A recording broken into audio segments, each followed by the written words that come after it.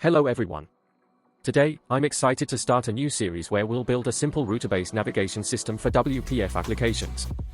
If you've worked with WPF, you probably know that navigating between views can sometimes be a challenging task. My goal in this series is to implement a system that simplifies navigation in WPF applications. In this series I will cover it. 1. Standard navigation with parameter passing. 2. Asynchronous navigation with parameter passing. To give you a clear idea of what we'll achieve, I'll first show you the final result. Throughout the series, we'll create a hotel reservation system with multiple views. The hotel data will be loaded from a JSON file. When the application starts, it will navigate to the hotel list page. Clicking on a hotel's room list button will take you to that hotel's room list page. From there, clicking on a specific room will navigate you to the room details page. All of these navigations will be handled using a central router system, with support for passing parameters between views. In this series, we'll be using dependency injection to set up the navigation system. First, we register our NavigationStore as a singleton, which keeps track of the current view model. Then, we register view models like room list view model, hotel list view model, and room details view model as transient services to create new instances when needed. Our view model router is a central component that uses a dictionary to map URLs to navigation services. These services handle switching between different views, either synchronously or asynchronously, with parameter passing support. The NavigationService class takes care of the actual navigation. It creates the view model, passes any parameters, and updates the current view model in the NavigationStore. It also supports asynchronous initialization for more complex views. Finally, the NavigationStore raises an event whenever the current view model changes, allowing the UI to respond and update accordingly.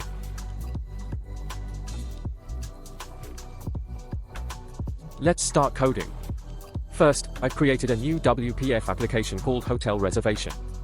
Next, I added several folders to structure the project: views, view models, stores, services, and router. Right now, this is just an empty WPF application. Let's begin by adding new views inside the views folder. I'll create a new user control for the hotel list page and name it Hotel List View. Now, let's add the view model for Hotel List View inside the View Models folder. In this project, I'm going to use the .NET Community Toolkit for MVVM, so let's install that NuGet package. I'm also going to use dependency injection for this project. To do that, I'll install the extensions hosting package. Since I'm using .NET 8 for this project, I'll select and install that version.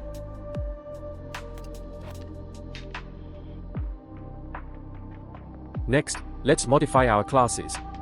We'll create a base view model class, make it public, and have it inherit from observable object from the community toolkit.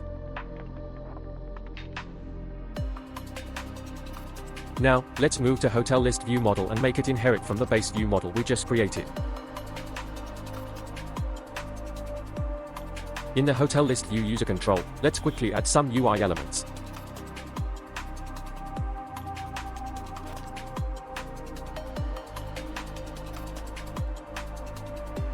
We'll start with a stack panel. Inside that, I'll add a text block with the text, hotel list, set the font size to 30, and align it horizontally to the center.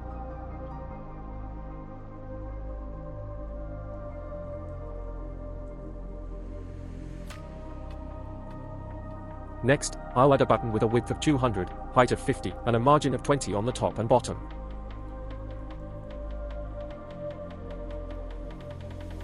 I'll move the horizontal alignment to the stack panel itself so everything is centered properly.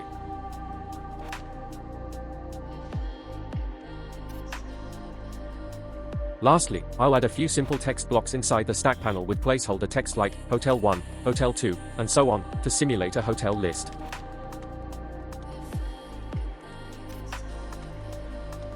Next, I'll add a new user control for the room list view. Let's make a few modifications to the hotel list view. I'm going to delete the existing button and change the text blocks into buttons, each with a margin of 10 on the top and bottom.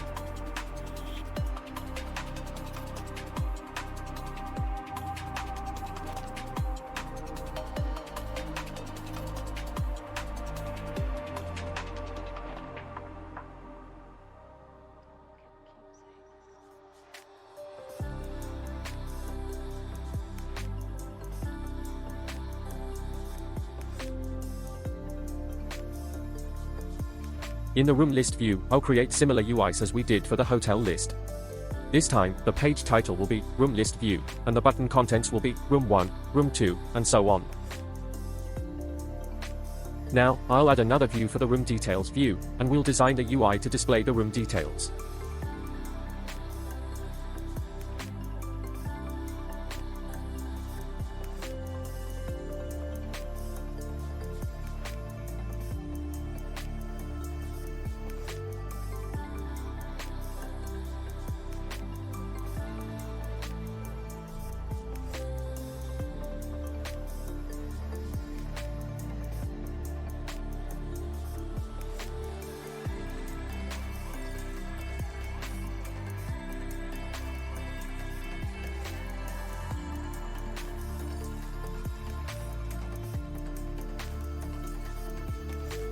Next, let's add the corresponding view models for these views. First, I'll create the view model for Room List View, make it public, and have it inherit from the base view model class. Then, I'll add a view model for Room Details View, which will also be public and inherit from base view model.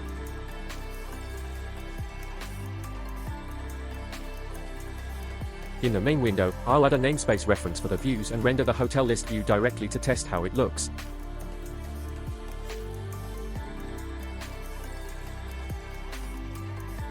When we run the application, you'll see the hotel list view being rendered. Let's also check the other views, and you can see that they are rendering correctly as well. Right now, I'm changing the views manually, but what we need is a way to navigate between the views efficiently. To enable navigation, we'll add a new class called NavigationStore to manage the current view. First, create a new file inside the store folder and name it NavigationStore. Make the class public and create a private variable of type base view model, naming it current view model.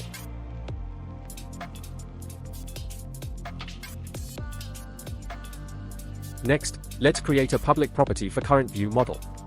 The getter will simply return the current view model. The setter will update the current view model.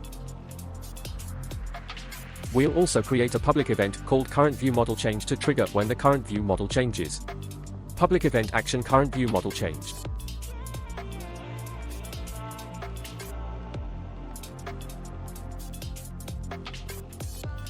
Now, let's add a private method to invoke this event whenever the current view model is updated. We'll call it onCurrentViewModelChanged. And this will invoke the currentViewModelChanged event, but only if it's not null. We'll call this method after the current view model is set in the setter.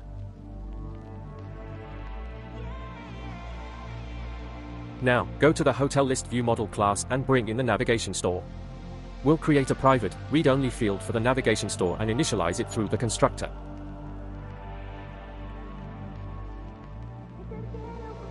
Next, we'll create a method to navigate to the room list view. This method will set the NavigationStore's current view model to a new instance of room list view model. To enable this method as a relay command, we'll use the RelayCommand attribute from the Community Toolkit. For that, we'll need to set the class as partial since all the bindable properties are auto-generated by the Community Toolkit.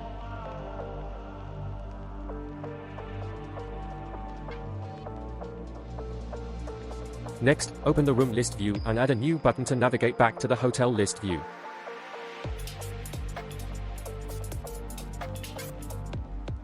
Similarly, inside the room details view, add a button to navigate back to the room list view. In the room list view model, we need to get the NavigationStore just like before. Let's implement that quickly. To navigate from the room list view back to the hotel list view, we'll create a new method with the RelayCommand attribute, similar to what we did earlier. In this method, we'll create a new instance of the hotel list view model. However, we need to pass the NavigationStore to the constructor, since it's required for navigation. Since we've modified the constructor of the room list view model, we also need to pass the NavigationStore when navigating to the hotel list view model. Now, let's render the view models dynamically in the view.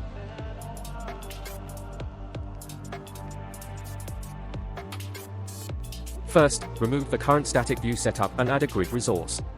Define a data template for the hotel list view model, and bind it to the hotel list view.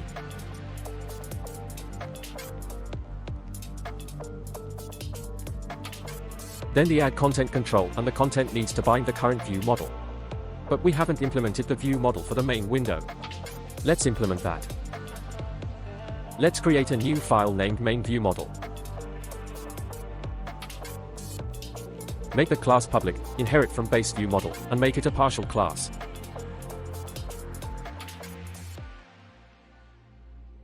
Get the navigation store via the constructor, just as before.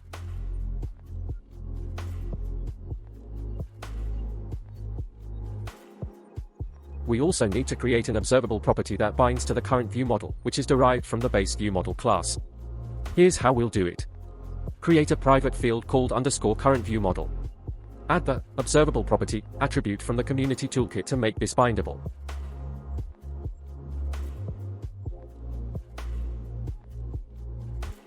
When initializing the main view model, set the current view model to the navigation store's current view model.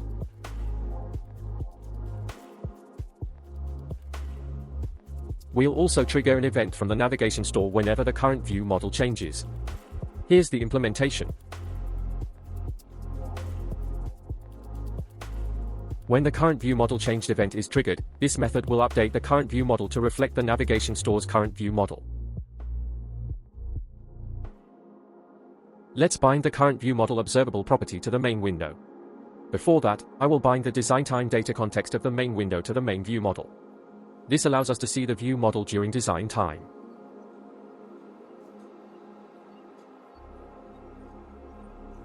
Next, we'll add the room list view model to the resources so that it's available for dynamic navigation.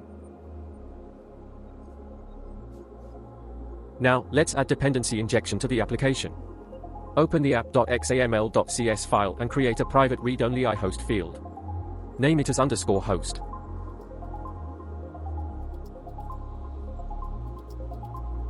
Inside the constructor, we'll initialize the host. We'll configure the services and build the host. Here's what we'll do.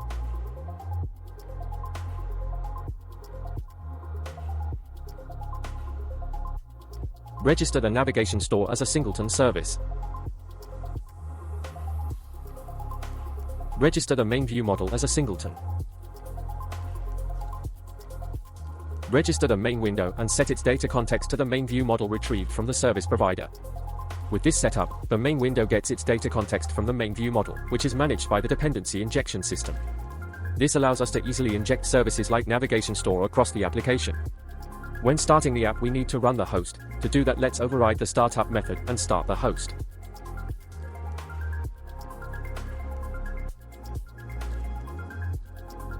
In the room list view, we need to bind the Back to Hotel List button to the relay command. To do this, we'll add the RelayCommand attribute to the Go to Hotel List method inside the room list view model.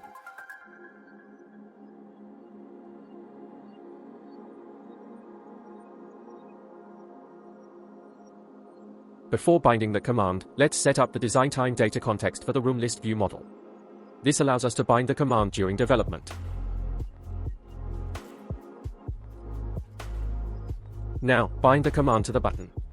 If you see the command getting triggered in the debugger, that's because the design time data context is set to the view model, so it's working as expected.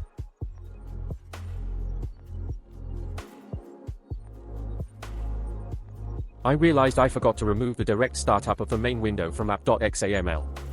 Since we've overridden the startup method, we no longer need the startup UI in app.xaml. Let's remove that. At this point, when the application starts, we haven't set the main window. So, let's add that in the onStartup override method. Here's how to do it. We'll get the main window from the dependency injection container and show it, like this.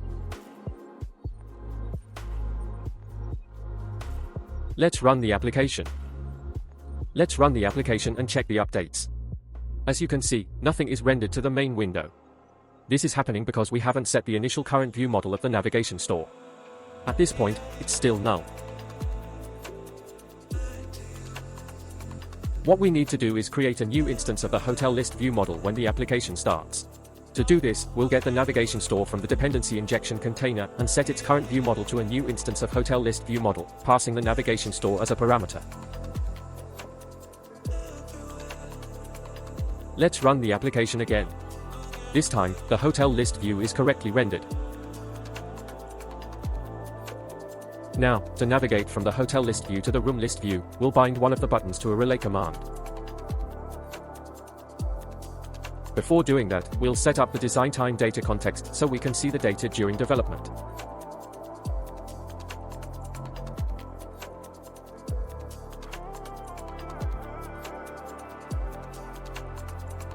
Next, bind the Go to Room List command to the button.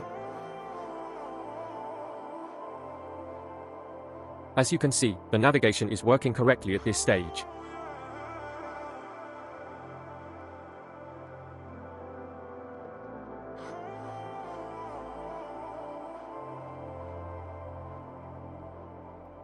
Let's now quickly implement the navigation to the room details view.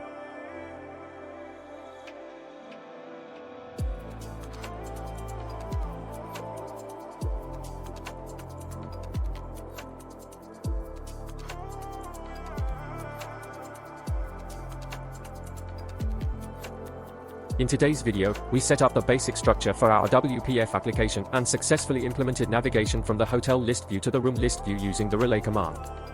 We also connected everything using the NavigationStore to manage the current view. In the upcoming videos, I'll show you how to create a navigation service, work with router-based navigation, and handle parameter navigation. Stay tuned for those lessons. If you found this video helpful, don't forget to like, comment, and subscribe to the channel so you don't miss any updates. Thanks for watching.